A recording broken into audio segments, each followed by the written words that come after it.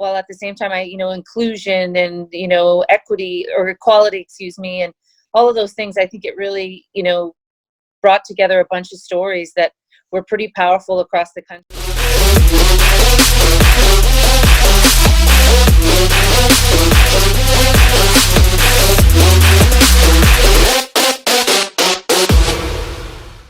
Instagram.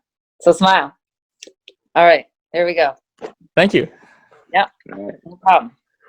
Hello, everybody, and welcome to episode 28 of the Underrated Podcast, the podcast where we talk to you about sports and rant about a bunch of stuff that we think should be ranted about. Before we start the episode, if you guys could please follow us on Instagram and hit that subscribe button below if you are on YouTube, and hit that subscribe button if you are on Apple Podcasts. Today we have a very special guest. She's a two-time Olympic gold medalist, a Sportsnet hockey broadcaster, an RMHC national ambassador, and she is a Scotiabank spokesperson, Cassie Campbell-Pascall. Thank you so much for coming on. Thanks for having me, Braden and Matt. I'm looking forward to this. You are I'm sure all of our viewers know who you are. You are a huge influence in Canada for women's hockey. You are, again, like I said, two-time Olympic gold medalist. But how are you doing during this interesting time? Well, I think like everyone else, you have good days and then you kind of have bad days. But for me personally, when it initially happened and you were kind of thinking, how long is this going to last and how serious is this? And then we kind of learned, how serious it actually was and is. And I went kind of off the grid for the first few weeks and, didn't do much on social media, didn't really, watch the news, and just kind of stayed home with my family and, helping my daughter get through grade 4 at home and really learning to appreciate teachers. I appreciated them before, but definitely appreciating them more now. And, my husband and I would be fully entrenched in NHL playoffs. So just trying to enjoy this time at home and getting through it and just hoping everyone stays safe and social distances so we can get this over quicker than possible. And before we go into your outstanding career and how you affected Canada throughout the world, we saw you on the Hockey 24, the broadcast or the documentary made by Canadians, which premiered yesterday. And it was basically just about how hockey is affected with Canada and just about Canada broadcasting. But how truly important is that broadcast, maybe to you or to anybody else? Well, I think it's important, obviously, being a Scotiabank teammate and watching that whole thing develop over the year. And, it was November 17th when everyone filmed it in 2019. It actually happens to be my daughter's birthday, and we were here at the Scotiabank Girls Hockey Fest in Calgary, which we do all across the country every year. And it was kind of neat just to film that on her birthday and have some of her teammates there, and then to get a chance to watch it come together in that final product. And I really think it did a great job just kind of showcasing what hockey's about, how it can bring people together, how it can push people apart. I think we saw examples of that. And while at the same time, inclusion and, equity or equality, and all of those things, I think it really, brought together a bunch of stories that were pretty powerful across the country. And I think just so unique that Canadians essentially produced this. They sent in their thousands and thousands of videos and essentially produced the Scotiabank Hockey 24, and I think that makes it, it made it kind of extra unique and really special and really kind of allowed Canadians to tell their story. And you were a big influence in that, promoting girls hockey and letting all the young girls who may have a passion for hockey get into the game. Is that something that you're very, very passionate about, getting young girls involved with the world of hockey? Oh, for sure. I think, it's the greatest sport. And, the thing about playing a team sport, Braden, is that it's not just me, right? It's so many of my teammates who continue to give back to the game, whether it's coaching or coaching their kids or, as an administrator or whatever the case may be. I mean, there's not sort of one person that does more than another. And it's really been a group effort, over the years by so many people, even, true pioneers before myself who played, like the Angela James and the Shirley Camerons and the Sue Shears and the names that, maybe not everyone knows, but names that are really big and synonymous with women's hockey. So it's been a real treat for me and my teammates to kind of carry on that tradition, and it's important to us. Now speaking of women's hockey, the NWHL kind of recently added another team, the Toronto Six, to the league. Now, what are your thoughts on that exactly? Well, I wish them all the best. I truly do. And I think it's a league that's formed with, some passion and, a belief in itself. It's not a league that I really support. It's not really a model that I think is going to make women's hockey successful down the road. But honestly, I wish them all the best. I continue to push behind the scenes for WNHL, and it's something I pushed for a long time, and I will continue to push. And, but there's reasons that I don't think anyone wants to, say publicly. I mean, they don't want to demean anyone. They don't want to demean the leadership group of the NWHL, but I think it says a lot that all the top players have chosen not to play really anywhere instead of play in that league. And I think that's all that really needs to be said, but I wish them nothing but the best. And who knows what will happen down the road, but my thoughts right now are just to push to a WNHL and something that'll probably be a lot more sustainable. Could you start to promote that as a way that girls could get involved with hockey? Like that should be one of the goals that they should be looking for? In what sense, Brayden? So like if that could be one of their ways that they could aim for, like how if they want to play like pro hockey with like growing up, that could be something that they could aim for. That could be something they could work for. Yeah, I think so. I mean, you look at the national teams around the world, 23 players make those rosters, and yet we have so many more talented, high-level, elite-level players around the world. And so we need to give them somewhere to play and somewhere to play their post-collegiate careers. And but that's something I've been pushing for a long time, is to have a true professional women's hockey league, which is something we've never had and we still don't have, where players make more than what their expenses are. Players have access to a dressing room where they can put their equipment, and one area where they can go and train in a similar environment to what you see in the NHL. And I think we have probably 10 to 12 NHL teams that are interested in having a women's team. And I think we'll probably see sort of 5 or 6 start up to make sure that it's economically viable and geographically stable and close, and we limit our expenses. But I know the NHL is very interested in women's hockey. I know they have a lot of teams and owners that are interested in women's hockey. And I think having them on board and their infrastructure and their marketing is the best way to go. And then we have little girls like my daughter, who knows if she's going to go on to continue to play hockey, but they have more to look forward to than just the national teams where, 23 players make those rosters. It just gives them more and more of an opportunity to play elite level hockey. Do you think that what the NHL has done, so making a segment in the AllStar Game and having players and having women's players compete in the AllStar Game as well, do you think that kind of helps promote women's hockey to people? Well, without question, and I think even more importantly than that, Matt, is it shows the interest that the NHL has in the women's game. I mean, I remember we played in the AllStar Game, back in 2000 at the Pepsi Center in Colorado, and it was us against the U.S., and that's sort of how they showcased it. And I'm not so sure our game was ready to move on to a WNHL at that time. I mean, the girls now and the women now are so much more talented than my generation was, and that's the way you want it to be. But I think having those events and having the NHL, you see now more on social media, they're sort of showcasing some of the female players, and what Kendall Coyne did last year at the AllStar Game in the fastest skater competition. I mean, to be put on that platform and to perform the way that these women continue to perform, I think it just does women's hockey so much justice on that platform. They've done such a good job promoting the game, and more importantly for me, Matt, it just shows that the NHL is really willing to help women's hockey behind the scenes, and I think that's going to be a really good thing.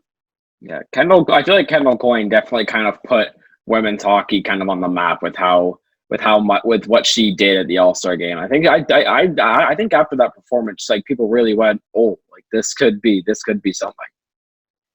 Well, that's the thing. She was under a lot of pressure. I don't think anyone realizes that if she falls or hits a rut, like many of the men could have easily done, it's like, oh, the poor girl, right? Poor women's hockey. But, she took that opportunity and she ran with it. She skated with it. And I've never been more proud of a current player than I was of her, watching her last year at home. Yeah, I mean, that's I've known that she could skate that fast. The people who follow women's hockey for a long time have known that she can skate that fast. And it was nice that she did that in front of such a big platform and with so many eyes on her. It was pretty amazing to watch. And now moving back to kind of your playing career, as I mentioned in the intro, that you won 2 Olympic gold medals. The first one being in 2002 at the Olympics. And how was that feeling after the 3-2 win against the States? Like, how did you feel like you made it to the point where that was my goal? Yeah, I think 2002 was probably one of the toughest years of my hockey career as far as being a leader. And, we lost 8 times in a row to the United States. And, we were pretty much playing their dream team. And they'd been centralized for 4 years. And then we finally win the game that matters the most, the gold medal game. But we were 1-8 against the Americans. And I think as a captain, you take personal responsibility and you kind of put it all on your shoulders, and you feel bad and you feel like you're letting down the team and that maybe you're not a good captain. And then, to come through and face all that adversity and keep the group together, and all of us, stayed together and willing to do what needed to be done in that gold medal game. It was just a real special feeling, and a game, quite frankly, we probably on paper should have never won, but we found a way to win. And I think that's what made it so much, so special. And I was just on with a group of athletes and showing them my medals, and people still ask about those games all the time and how big it was for Canada. Was very that, similar. do you have your medals here? Like, do you have your medals now? Do you know what? I just had them out on my desk, but I just put them away before this. But I mean, I can take them out if you want. They're just over here. If you give me a second, I'll be right back. Hang on one second. For sure. It's cool. We're gonna get to see real Olympic gold medals from. Yeah, that's gonna be interesting. Yeah, so I don't often bring them out. They kind of sit at home in a bag. Actually, they're in my Salt Lake City metal bag. And then look, I have them in washcloths. And then my jeweler told me to wrap them in saran wrap and put them in a baggie. So this is what it is right here. So this is high class security. Yeah. It takes that takes the moisture out of it. That's why a lot of people do that. Wow. Yeah, so that's the silver. No one in this country wants to remember this because we lost and our men's team finished 4th. And sorry for everybody that's listening on Apple Podcasts who can't unfortunately see it, but if you look on YouTube, you'll be able to see. Oh yeah, sorry, I forgot about that. All right, and then this is the gold from 2002. Look at that. I got them in baggies. There you go. And I literally just had these out. So yeah, that's pretty cool. And so that's why I have access to them. Was 2002 Turin or was that 2006? 2006 was Turin and 2002 was Salt Lake City. So this Salt Lake that was it. Okay, I was trying to remember that. This is the donut from Turin. Oh, that's cool. Wow. Yeah. I feel like I feel like the 2010 medal was kind of I remember the Turin medal from that donut medal, but I also remember the 2010 medal, how it was like a wave.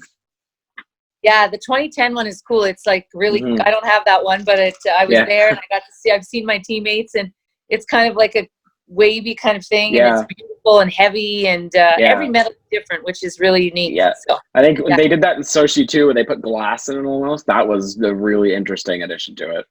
Yeah, that was cool. They're all pretty special, but they're special for more than what they look like, as you know. So there's always a story behind them to it. Yeah, for sure. Yeah. So not only the gold medal, but the Olympics in general, is it something that you kind of worked for? Well, it's funny, like Braden and Matt, like I grew up not knowing I could ever go. We didn't have women's hockey and being announced that it was in the Olympics until I was about 17 years old. So I grew up loving the game of hockey. I had an older brother, and I had a lot of people tell me girls shouldn't play and laugh as I walked into the rink, but I loved the game and I loved everything about it. And I never knew I could go anywhere. I never knew I could play at university, but I loved it, and I never quit when so many of my friends did, and just kept playing. And I played with hockey players that were better than I was growing up, but just never stuck with it, or whatever the case may have been, and went on to play other sports, which was quite usual. And I kept playing, and then I made the Canada Winter Games, and I captained Team Ontario for that one, and then just kind of never looked back, and was cut my first 2 times trying out for 1990 and 1992, and then finally made it in 1994. And kind of to receive captaincy, and also, was there something else that you kind of didn't accomplish? Well, I think losing in Nagano, I think, we'd won every world championship up to that point. And that one still stings when people talk about Nagano, and it's not so much, it was disappointing for me for sure, but it was disappointing on a level where we had so many true pioneers in the women's game that played for Canada that, that was their only chance to win a gold medal. And, for me personally, I thought probably I could have played a little better, and I was a young assistant captain at that time, and going through a lot of things off the ice that were new to me and probably didn't handle it the way I should have. But I regret those things, and I wish I was a bit more mature at the time, and wish I would have probably done things differently on a personal level. But I have the one regret I probably have in my career is that I wish we would have won gold in '98 for that group of players who had done so much for the game. And once you retired in 2006, was that kind of a tough decision to make, or was it a decision that you kind of knew? Well, you guys are young, but you're always going to wish that you're about 25 for pretty much the rest of your life. But, I think you just know. I think especially when you play for Team Canada and there's really only one team, you know when it's your time to go, or you should know because you care so much about the program. And it was really just time for me to go. And I maybe could have stretched it out to play in 2010 and been a fourth line forward or, an extra or whatever. But it wouldn't have done a good service to the program. And I, had a pretty serious neck injury about a year and a half prior to retiring. And I fought back to make it to my last Olympics. And that was really tough.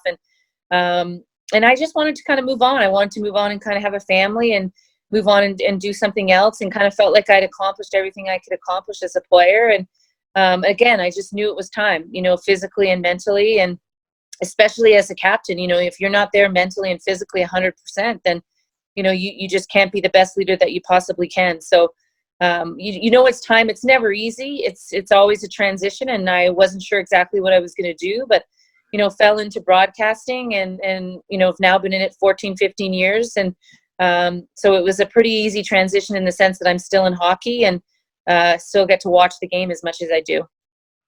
And then we'll go to broadcasting in a second, but I just want to bring us something that is pretty important. And in 2007, you were the first female hockey player to be inducted into Canada's Sports Hall of Fame. Was that the moment where you feel like all your work prior to that was all paid off, or was there something still on your bucket list per se that you still wanted to do? Well, that was a really neat honor for sure. And, I didn't know at the time, but usually there's a 4-year waiting period to get into Canada's Sports Hall of Fame. And they put me in right away. And now I'm involved in Canada's Sports Hall of Fame and helping them to raise money. And so I've learned all those things. So, looking back, that was a real special moment. And I got presented my plaque, if you will, my jacket by George Coyne, who's the founder of McDonald's, who's a very good friend of mine. And, that was just special because it was sort of a way for me to kind of transition into that next phase and sort of say, give me an opportunity to thank my teammates and my family for everything they did in my career, and then move on to the next phase. So it kind of happened at a perfect time, and obviously a wonderful group of people. If you just look at the list of Canada Sports Hall of Fame inductees, and you kind of pinch yourself to see your name alongside some of those great athletes and great builders and just wonderful people. So it was definitely a real special moment, and I still have my blazers. So that's a good thing that they give you, and it was kind of neat. That's awesome. After your retirement from hockey, of course, you turned to broadcasting. Was broadcasting something that always interested you, or did it just kind of fall upon you? Matt, I dabbled in it in my career, and after the 2002 Olympics, I lived in Calgary. I was living in Calgary at the time, and I went back home and moved to Toronto and worked on the NHL network. And I worked for about 2-3 months on the NHL network. Excuse me. And, I got a chance to work alongside, Terry Crisp and Dave Reed and Jay Onright and so many wonderful people. And that kind of gave me the itch to okay, I think I kind of like this. And, post my university, graduating from University of Guelph, I dabbled in broadcasting. I would do breakfast television shows and fill in and try to learn the business. And for me, it was more about just keeping balance, I always had hockey in school to kind of balance my life. And then when I graduated, I only had hockey. So I was kind of looking for something else. And so kind of dabbled into broadcasting and took a few courses here and there on different things. And I'm not so sure if it was something I knew I always wanted to do, but it definitely kept me in the game and kept me watching hockey. And I love, all the players I get to talk to and the coaches and how respectful they are of the women's game. So it's been a really good journey. Did you see it also as a possibility to extend your influence on the young athletes across the country? I think that's something I would have tried to do, Braden, anytime I was asked. I don't think you ever sort of look at life that way. At least I don't. I mean, I try and say yes to as many things, especially when they involve, young athletes and female athletes and hockey players. But I don't look at it as that, I got to influence this, I got to do this. I think you're put in a position where, people want to hear you speak sometimes, and people want to get, your answers to questions, and, especially people that look to maybe make Team Canada one day or play at a high level in hockey. So, I try to say yes to as many requests as I can, to fit into my schedule, but I don't think it's something consciously I think, I got to promote the game, I got to do this. I mean, I think that's something that's innate in me, and it's innate in any player who's played for Team Canada. But, I don't think consciously you kind of think of it that way. You just, I guess just try to be a good person is the way it goes. That's awesome.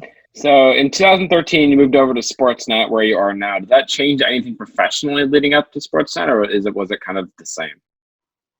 Well, it was a little bit different. I was kind of doing more color analyst work with CBC when I finished there, and when I moved to Sportsnet, they sort of saw me more as a sideline reporter. And so the good news was they moved me out west, which was closer to home. I was doing mostly Montreal, sort of Ottawa, Toronto games prior to that, and so to be home, where it's an hour flight to Vancouver, or doing a Flames game, you're here, or an hour flight to Edmonton, it was much easier than a 4-hour flight to Montreal there and back.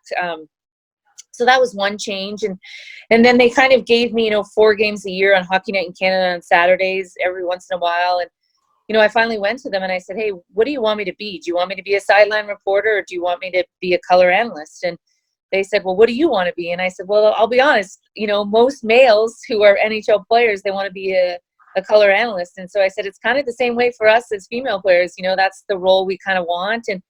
And so then the opportunity came up where Kelly Rudy wanted less games. He was traveling all over the place, and he was doing Flames regional and Hockey Night in Toronto, and his schedule got crazy.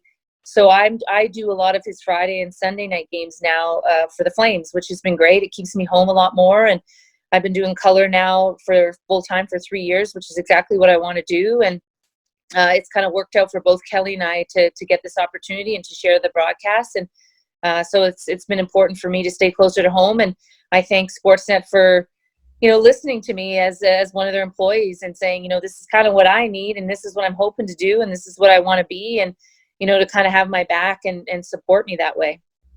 And at this point in your career, you were big into broadcasting. 2013 is when you started to actually make an influence with yourself.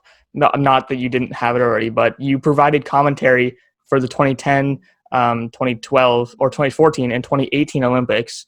And then but in the middle of that, like all your amazing accomplishments, you got inducted into the Ontario Sports Hall of Fame. Was that any different from the Canadian one because you were inducted into your home province?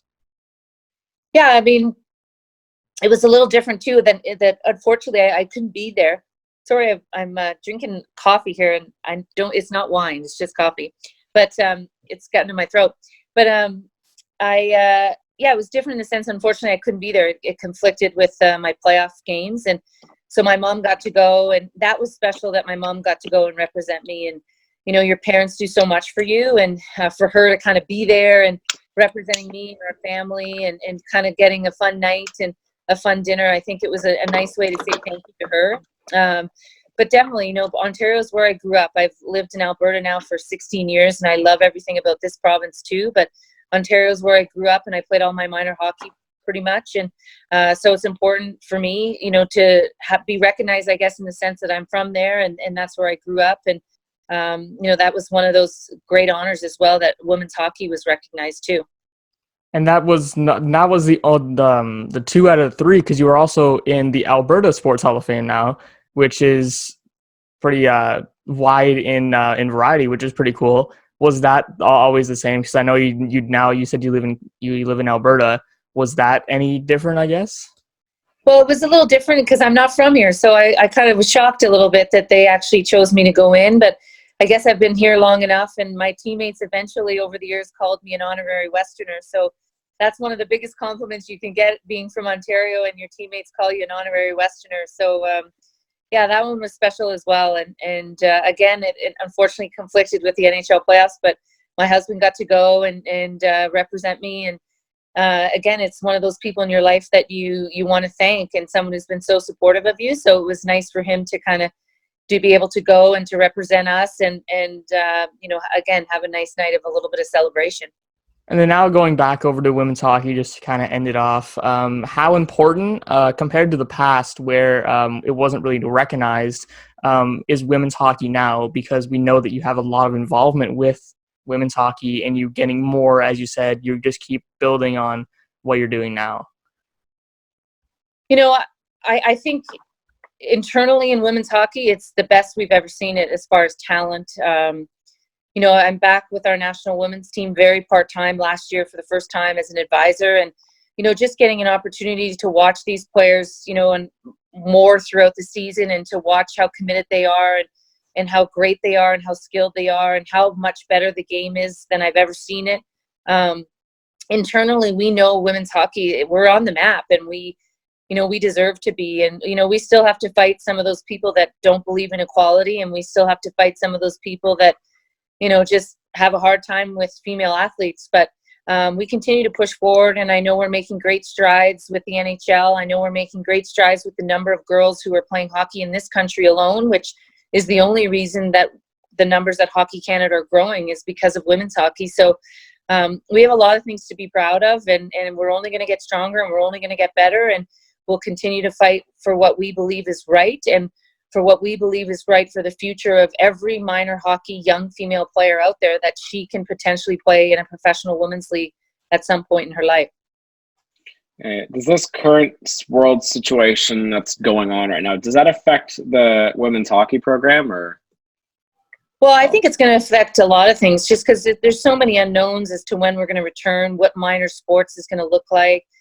Unfortunately, with the economy, people are losing their jobs. And with that, you have a daughter and you have a son. The chances are you probably put your son in minor hockey versus your daughter, especially if you can't afford to put them both in. So for sure it does. But I do think that we are going to rebound as an economy and a society in Canada. And you just look at the support that's been out there.